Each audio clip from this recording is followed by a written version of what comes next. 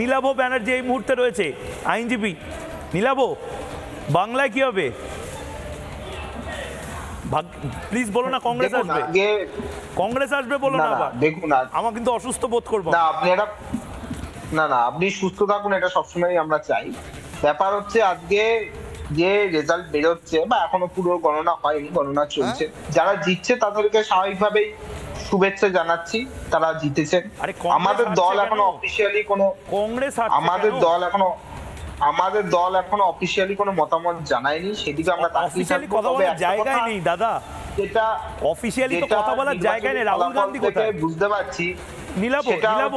নীলাভ ভাই আমার, রাহুল গান্ধী কোথায়? রাহুল গান্ধী কোথায়? রাহুল গান্ধীকে কি দেখা যাচ্ছে? রাহুল গান্ধী কোথায়? কোথায় রাহুল গান্ধী?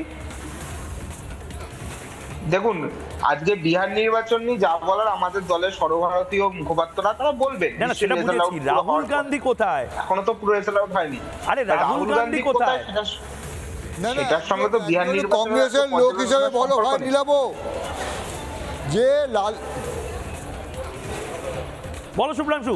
নীলাভ এবং শুভ্রাংশু রয়েছে। একটা জিনিস জানো, তোমাদের অধীর চৌধুরী এখান থেকে গিয়েছিল বিহারে, বিশাল ব্যাপার, পর্যবেক্ষক। তো ওখানে লিট্টি চোখা খাওয়া ছাড়া আর কি কাজটা হয়েছে? নীলাভ, এগুলো খুলে বলো। লিট্টি চোখা আর ভালো করে লঙ্কা আচার খাওয়া ছাড়া কি লাভ হয়েছে বিহারে? দেখুন, আমি আবারও বলছি, নির্বাচনের পূর্ণাঙ্গ রেজাল্ট আউট হওয়ার পরে তার পর্যালোচনা হবে। তবে আমি এটা বলতে পারি যে আরজেডির বিরুদ্ধে মানুষ ভোট দিয়েছে এবং আরজেডির সাথে থাকায় কোথাও না কোথাও আমাদেরও ক্ষতি হয়েছে নির্বাচনী, এটা এখনো অব্দি বোঝা যাচ্ছে। পূর্ণাঙ্গ রেজাল্ট বেরোনোর আগে কে কাকে কোথায় ভোট দিল, কি বিশ্লেষণ হলো ভোটের, এটা আমি তোমাকে একটু থামাচ্ছি, কারণ প্রাক্তন এক কংগ্রেস নেতাও এখানে বসে রয়েছে, সে আবার মাথা নাড়াচ্ছে এরকম করে। সে অবশ্য এখন কংগ্রেসে নেই, সন্ময় বন্দ্যোপাধ্যায় রয়েছে। সন্ময়দা, এই মজার জায়গাটা প্রতিবার তৈরি হয় ইলেকশনের পরে, আর প্রতিবার নতুন করে লঞ্চ করা হয় একজন সুপারস্টারকে, যার নাম রাহুল গান্ধী। দেখো, আমি একটা খুব কথা বলি, সেটা হচ্ছে কংগ্রেস ক্রমশ ধীরে ধীরে নিজেকে একটা আঞ্চলিক শক্তিতে পরিণত করেছে। এটা কংগ্রেস নিজে স্বীকার করতে চায় না। সারা উত্তর পূর্ব ভারতে তুমি দেখো কোন জায়গায় কংগ্রেস মূল লড়াইয়ে রয়েছে। মানে আমি হচ্ছে উড়িষ্যা ছাড়া তুমি বলো, বিহারে কংগ্রেসের এখন অবস্থা চতুর্থ শক্তি। মানে এবারে তো আমি জানি না, মানে বামপন্থীদের পরে পঞ্চম শক্তি হয়ে যেতে পারতো, যাই হোক এখনো পর্যন্ত চতুর্থ শক্তি। কেন এটা হবে? এই বিহার তো এক সময় কংগ্রেস শাসন করেছে। পশ্চিমবঙ্গে তুমি দেখো, তৃণমূলের হাত ধরবো না সিপিএম এর হাত ধরবো, এই অবস্থায় রয়েছে। এখনো সিপিএম কে আশার ছলনে ভুলিয়ে রেখে 294টা আসনে পশ্চিমবঙ্গে লড়বো বলে এখন যে অঙ্কটা কষা হচ্ছে, যাতে তৃণমূলের সঙ্গে একটা সিট শেয়ারিং কংগ্রেস করতে পারে। অসমেও কংগ্রেস একটা সময় তো শাসন করেছে। অসমে কি অবস্থা দেখো, এন্টার উত্তর পূর্বাঞ্চলটাই কংগ্রেস ক্ষীণ থেকে ক্ষীণতর হয়ে যাচ্ছে, সারা ভারতবর্ষেই হচ্ছে। কংগ্রেসের রেট্রোস্পেক্ট করা দরকার যে গান্ধী পরিবারের হাত থেকে কংগ্রেসের ব্যাটনটা কংগ্রেস সরিয়ে নেবে কিনা, কিন্তু গান্ধী পরিবার সেটা হতে দেবে না। এই যে দেখো, বিহারের প্রেক্ষিতে দাঁড়িয়ে প্রশান্ত কিশোর বিহারে জনসুরাজ পার্টি করেছেন। এই প্রশান্ত কিশোর তো গিয়েছেন কংগ্রেসের যুক্ত হতে, তিনি কিছু দাবি দেওয়া রেখেছিলেন, সেই দাবি দেওয়াগুলো কংগ্রেস পূরণ করেনি, ফলত স্বাভাবিকভাবে সেখানে জয়েন করতে পারেনি।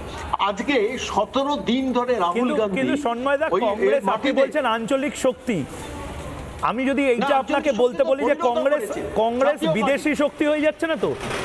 রবার্ট ভাড্রা কংগ্রেস এই মুহূর্তে, কংগ্রেসের বোধহয় এই মুহূর্তে সবচেয়ে বড় নেতার নাম জর্জ সোরোস, এরকম কিছু হয়ে যাচ্ছে না তো?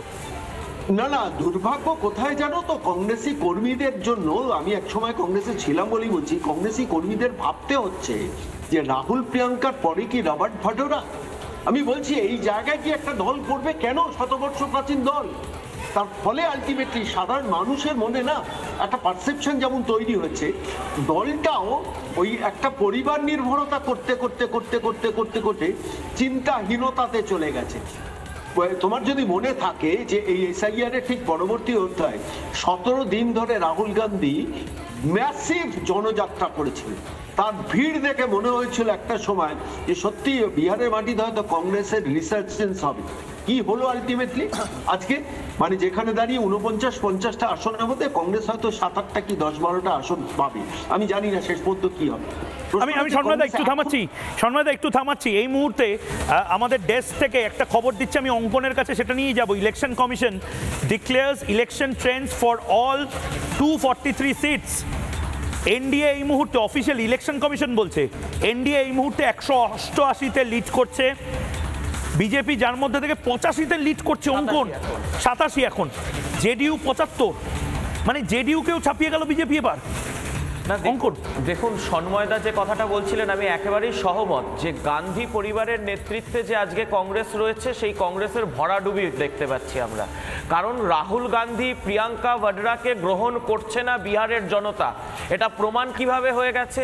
একটু আগে ওই ভোটাধিকার যাত্রা নিয়ে বলছিলেন সন্ময়দা, ভোটাধিকার যাত্রা যে 37টি বিধানসভার ওপর দিয়ে গেছে, সেই 37টির মধ্যে 30টিতে মহাগঠবন্ধন পরাজিত, 30টিতে পরাজিত। যে 11টি জায়গায় নির্বাচনী জনসভা করেছে রাহুল গান্ধী, 11টির মধ্যে 11টি কেন্দ্রে কংগ্রেস প্রার্থী এবং মহাগঠবন্ধনের প্রার্থী শোচনীয়ভাবে পরাজিত। অর্থাৎ রাহুল গান্ধীকে গ্রহণ করেনি, প্রত্যাখ্যান করেছে বিহারের মানুষ।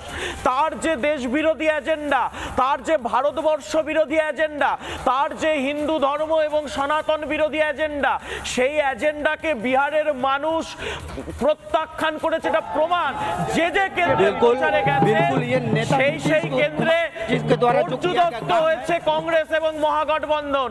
উল্টো দিকে দেখুন একটি পরিসংখ্যান অত্যন্ত প্রাসঙ্গিক। আজকে 14টি কেন্দ্রে প্রচার করেছেন নরেন্দ্র মোদী, তার মধ্যে 14টিতে এগিয়ে এনডিএ তথা বিজেপি। যোগী আদিত্যনাথ বটেঙ্গে তো কটেঙ্গে, এক রহেঙ্গে তো সেফ রহেঙ্গে প্রচার করেছেন 34টি কেন্দ্রে, তার মধ্যে 31টিতেই বিজেপি এগিয়ে। এবং সব থেকে বড় কথা যে ইনক্লুসিভ কথাটা আমরা বলছিলাম, সন্ময়দা যে কথাটা বলছিলেন, যখন আপনি ওই বাংলাদেশি ভোটার, ভুতুরে ভোটারকে বাদ দিয়েছেন, যে জাতীয়তাবাদী মুসলমান রয়েছে, তারা কিভাবে বিহারে বিজেপির জোটকে সমর্থন করেছেন দেখুন।